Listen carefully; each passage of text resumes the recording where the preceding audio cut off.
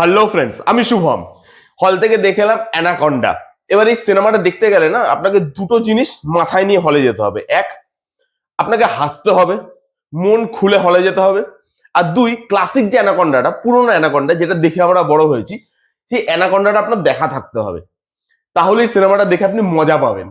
এবার আসি এর গল্প আর পজিটিভ দিক নেগেটিভ দিকে। দেখুন, গল্প খুব সিম্পল ভাবে যদি বলি, একজন স্ট্রাগলিং ডাইরেক্টর যে রোলটা প্লে করছে জ্যাক ব্ল্যাক, আর একজন স্ট্রাগলিং অ্যাক্টর যে রোলটা প্লে করছে পল রুড, এরা দুজন মিলে ক্লাসিক যে অ্যানাকন্ডা, পুরোনো অ্যানাকন্ডা, তার রিমেক বানাতে চাইছে। এবার রিমেক বানাতে গিয়ে তাদের কি কি প্রবলেম ফেস করতে হচ্ছে, আলটিমেটলি তারা রিমেক বানাতে পারছে না, এই নিয়েই এই গোটা সিনেমাটা। মাত্র 1.5 ঘন্টা রানিং লেন্থ।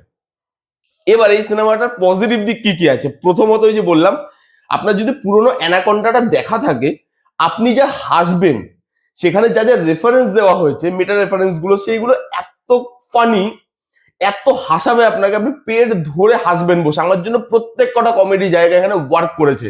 ফার্স্ট হাফ বলি, সেকেন্ড হাফ বলি, যেখানে যেখানে তারা হাসাতে চেয়েছে, আমার কাছে সবগুলো ওয়ার্ক করেছে। আমি মস্তি পেয়েছি এখানে হেসে।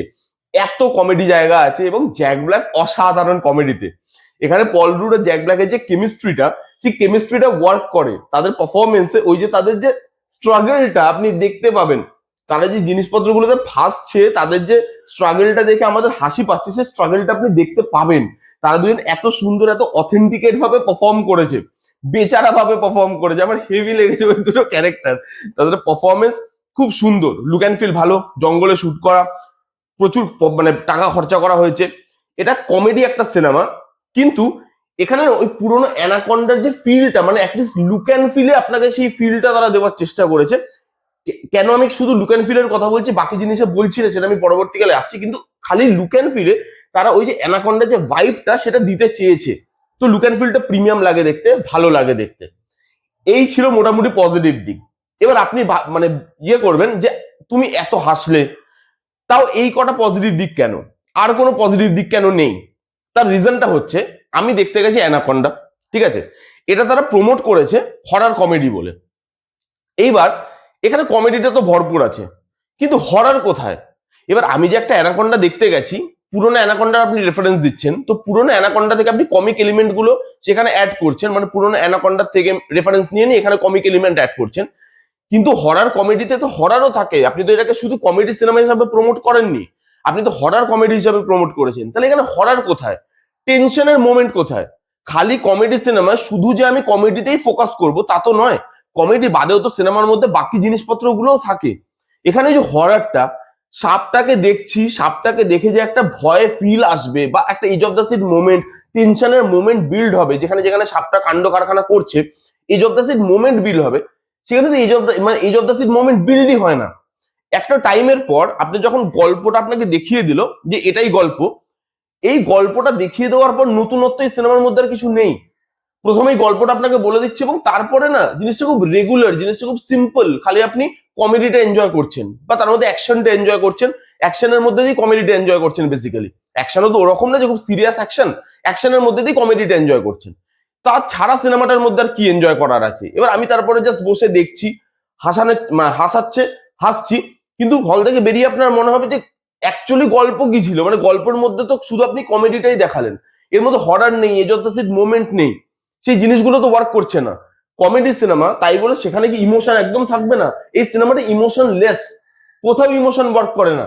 এবং ইমোশন যে তারা ওয়ার্ক করানোর চেষ্টাও করেছে, সেটাও আমার মনে হয়নি যে তারা যে চেষ্টা করেছে কিন্তু পারেনি করতে, তবু একটা তাহলে ব্যাপার থাকতো। এখানে তারা ইমোশনটা চেষ্টাও করেনি, তারা ফোকাস করেছে শুধু কমেডিতে, যে শুধু কমেডি দেখাবো, এর মধ্যে প্রত্যেকটা জিনিস খালি ফানি রাখবো, কিন্তু বাকি জিনিসগুলোতে আমরা ওয়ার্কআউট করবো না।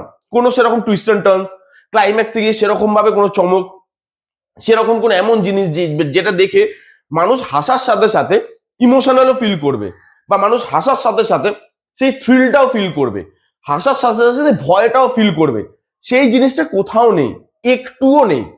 তো আমার সেখানে মনে হয়েছে যে কেন শুধু হাসিতে ফোকাস কেন, যেখানে আপনি পুরনো অ্যানাকন্ডার ভাইবটা দিতে চাইছেন লুক অ্যান্ড ফিলের মধ্যে দিয়ে, যেটা আমি আগেই বললাম যে লুক অ্যান্ড ফিলের মধ্যে দিয়ে সেই ভাইবটা দিতে চেয়েছে, কিন্তু তার এসেন্স, যে তার যে সিরিয়াসনেস, বা তার যে হরার পোর্শন, তার যে ইমোশনাল জায়গা, সেইগুলো আপনি একটুও টাচ করবেন না। সেটা কেন? খালি কমেডি ওয়েতে জিনিসটাকে নিয়ে আপনি দেখাচ্ছেন, সেটা কেন? কমেডিটা খুব ভালো ওয়ার্ক করে, পারফরমেন্স খুব ভালো, লুক অ্যান্ড ফিল সেই এসেন্সটা রাখতে চেয়েছে, কিন্তু ট্রিটমেন্টে সেই এসেন্সটা নেই। সেই জিনিসটা আমার মনে হয়েছে যে এটা মানে ভালো একটা সিনেমা। যারা যারা মাথা খালি করে যে আমি কোনো কিচ্ছু দেখবো না, কোনো কিছু বুঝবো না, জানবো না, শুধু হাসবো সিনেমা দেখে, ওই যে বললাম, প্রথমেই বললাম আপনাকে হাসতে জানতে হবে, যে আমি মাথা খালি রেখে হেসে যাব খালি, তাহলে আপনি এই সিনেমাটা গিয়ে হলে চেক আউট করতে পারেন। বাকি খুব একটা বেশি এক্সপেকটেশন কিন্তু নিয়ে এই সিনেমাটা দেখতে যাওয়া যাবে না। কম এক্সপেকটেশন নিয়ে যাবেন, খালি হাসবো ভেবে যাবেন, তাহলে এনজয় করতে পারবেন।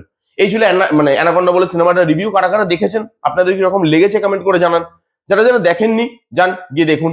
কেমন লাগলো রিভিউটা জানাতে ভুলবেন না। ভালো লাগলে please give it a Thums up, like করবেন, কমেন্ট করবেন, শেয়ার করবেন, চ্যানেলটাকে মাস্ট মাস্ট সাবস্ক্রাইব করবেন। দেখা হচ্ছে নেক্সট কোনো ভিডিওতে, ততক্ষণ bye bye, take care and be safe.